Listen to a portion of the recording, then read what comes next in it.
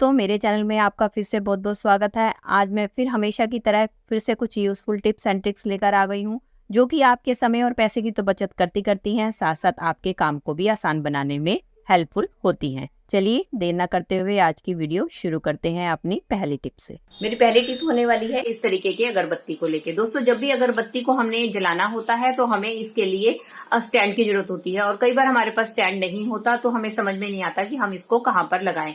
तो बहुत ही बढ़िया टिप शेयर करने वाली हूँ कि आप इसके लिए क्या कर सकते हैं। इस तरीके के हमारे घर पे ढेर सारे स्टेपलर पड़े होते हैं, जिसका इस्तेमाल हमारे घर पे रोज नहीं होता है। तो आप क्या कर सकते हैं, अपनी अगरबत्ती जलाने के लिए भी इस तरीके के स्टेपलर का यूज कर सकते हैं, क्योंकि आपने देखा है इसके बैक साइड पे एक होल बना होता है। तो आप क्या कर सकते हैं, अपनी अगरबत्ती को इस तरीके से लगाकर आप अपने अगरबत्ती स्टैंड इसको बना सकते हैं। चलिए फ्रेंड, बढ़ते हैं अगले टिप की तरफ। मेरी अगली टिप होने वाली है दोस्तों दांतों को लेके। दांतों की समस्या से दोस्तों हम सब परेशान हो, बच्चे हो या बूढ़े।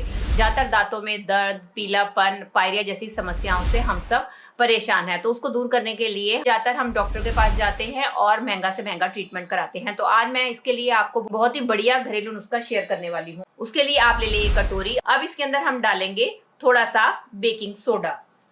दोस्तों, आपने बेकिंग सोडे का ही इस्तेमाल करना है, बेकिंग पाउडर का नहीं। और इसके बाद दूसरी चीज हम ऐड करने वाले हैं, वो है नमक। ये देखिए, इसमें मैंने डाल दिया है हाफ टी स्पून नमक, और हमने लेना है हाफ टी स्पून ही बेकिंग पाउडर, जिसको आप मीठा सोडा भी कहते हैं। अब इसके अंदर हम तीसरी चीज मिलाने वाले हैं, वो है सरसों का तेल।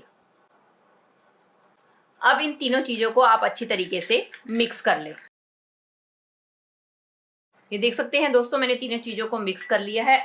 अब इसके बाद ले ले आप ब्रश, जिसका भी आप इस्तेमाल करते हैं। उसके बाद आपने इस सॉल्यूशन को इस तरीके से ब्रश के ऊपर लगा देना है। इसको अपने ब्रश के ऊपर लगाकर आपने अपने दांतों के ऊपर इसको लगाना है, जैसे कि हम नॉर्मली ब्रश करते हैं, इस तरीके से ब्रश करना है। इस तरीके से आप रेगुलर सुबह शाम इसका ब्रश करेंगे तो आप देखेंगे कि धीरे धीरे आपके दांतों का जो पीलापन है वो खत्म होता चला जाएगा, और साथ साथ अगर आपको पायरिया की भी समस्या है वो भी धीरे धीरे दूर हो जाएगी, और धीरे धीरे आपके दांत इतने मजबूत हो जाएंगे। और अगर आपकी कीड़े की समस्या है तो वो भी आपकी धीरे धीरे इसके इस्तेमाल से दूर हो जाएगी, और आपके दांतों में बिल्कुल भी कीड़ा नहीं लगेगा। और अगर आपके लगा हुआ है और उसके अंदर कभी कभी पेन होता है तो धीरे धीरे वो पेन भी आपका खत्म हो जाएगा। चलिए फ्रेंड, बढ़ते हैं अगली टिप की तरफ। मेरी अगली टिप होने वाली है इस तरीके के कप को लेके। दोस्तों, कई बार क्या होते हैं, हमारे इस तरीके से कप टूट जाते हैं, तो हम क्या करते हैं, इनको कबाड़ में उठाकर फेंक देते हैं। तो आज मैं बहुत ही बढ़िया DIY बताने वाली हूँ, जिसके बाद आप अपने टूटे हुए कप को कभी भी भूल कर भी नहीं फेंकेंगे। तो उसके लिए आपने क्या करना है, उसके लिए आप ले लें इस तरीके से कोई भी फॉइल पेपर, और उसके बाद हम क्या करेंगे, कप को रखेंगे इसके ऊपर, फॉइल पेपर के ऊपर, और इस तरीके से पूरे कप को हम फॉइल पेपर से अच्छी तरीके से रैप कर देंगे।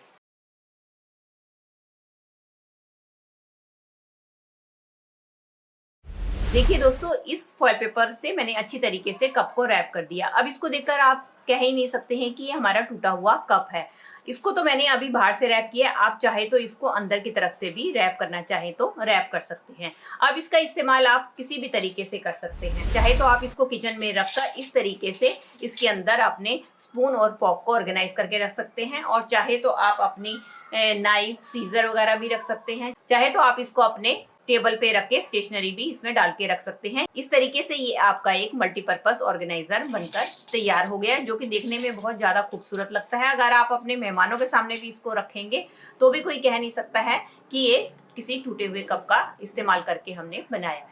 चलिए फ्रेंड, बढ़ते हैं अगले हैक की तरफ। मेरा अगला हैक होने वाला है इस तरीके के मसाले को लेके। दोस्तों, कई बार हमें मसाला पीसना होता है तो क्या होता है कि लाइट चली जाती है, तो हम इस मसाले को मिक्सी में पीस नहीं पाते हैं। और कई बार हमारे पास खलबट्टा भी नहीं होता, या जो कुछ बच्चे हॉस्टल में रहते हैं तो उनके पास ये सब सामान अवेलेबल नहीं होता, और अगर उनको सब्जी बनाने के लिए मसाला पीसना है तो वो कैसे पीसे। तो उसके लिए बहुत ही आसान टिप लेकर आई हूँ कि अगर आपके पास ना मिक्सी है, ना खलबट्टा, कुछ भी नहीं है, और आप मसाला पीसना चाहते हैं, तो आप क्या करें। ग्लास तो हम सबके घर पे अवेलेबल होता ही है। तो आप क्या करें, ये जो मसाला आपने सारा का सारा पीसना है उसको आप अपने ग्लास में इस तरीके से डाल दें। ये देखिए दोस्तों, मैंने ये मसाला सारा पीसना था, मैंने इसको ग्लास में डाल दिया। अब हमें जरूरत होगी इस तरीके से बेलन की, जो कि हम सबके घर पे अवेलेबल होता है। तो अब हम क्या करेंगे, इस बेलन की मदद से इसको कूटेंगे।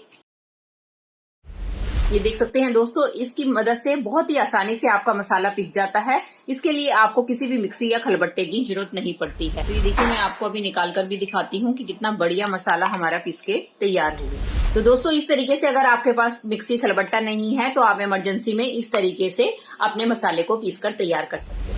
चलिए फ्रेंड, बढ़ते हैं अगली टिप की तरफ। मेरी अगली टिप होने वाली है इस तरीके की प्लेट्स के लेके, जो कि अक्सर हमारे घर में होती हैं, जिनका कि हम इस्तेमाल नहीं करते हैं और उनको डिस्कार्ड कर देते हैं। तो इसकी मदद से बहुत ही बढ़िया DIY मैं शेयर करने वाली हूँ कि उसके लिए आप क्या करें। आप इस तरीके की कोई भी 2 प्लेट्स ले लें जिनका कि आप इस्तेमाल नहीं करते हैं। अब हम क्या करेंगे, अब हम लेंगे इस तरीके से अपने घर पे रखे हुए कोई भी डिब्बे, और हम क्या करेंगे, ये डिब्बे जो है हम इस प्लेट के ऊपर इस तरीके से रख देंगे।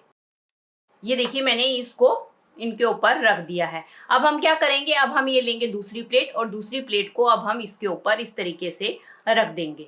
अब हमारा कोई भी छोटा मोटा सामान होता है, जैसे कि हमारे कोई भी डिब्बे हो गए, या हमारे जैम अचार की बॉटल्स हो गई, या हमारी कोई भी बॉटल्स हो गई, हम इसके ऊपर इस तरीके से रख सकते हैं। ये देख सकते हैं दोस्तों, मैंने ये दूसरी वाली प्लेट के ऊपर इस तरीके से अपने सामान को रख दिया है। ये हमारा एक टाइप का मल्टीपर्पस ऑर्गेनाइजर बनकर तैयार हो गया है, या हमारा एक कॉर्नर रैक बनकर तैयार हो गया है। इसको आप अपने किचन में कहीं भी रख सकते हैं, और जब भी आपको सामान की जरूरत हो तो आप आसानी से इसमें से निकाल कर यूज कर सकते हैं। चाहे तो आप इसको घुमाकर भी कोई भी सामान लेना हो आप ले सकते हैं। इसके अंदर हमने किसी भी डिब्बे को चिपकाया नहीं है, और ना ही हमने किसी प्लेट को चिपकाया है। इसको हमने इजीली तैयार कर लिया है। इस तरीके से दोस्तों देख सकते हैं, ये मैंने अपना एक कॉर्नर रैक बनाकर तैयार कर लिया है। इसको आप किचन में कहीं भी रख दीजिए, जहां भी आप इसको रखना चाहते हैं, और इसके अंदर आप अपनी जरूरत का सारा सामान रख सकते हैं। जब आपको जरूरत हो आप इसको इस तरीके से घुमा लीजिए,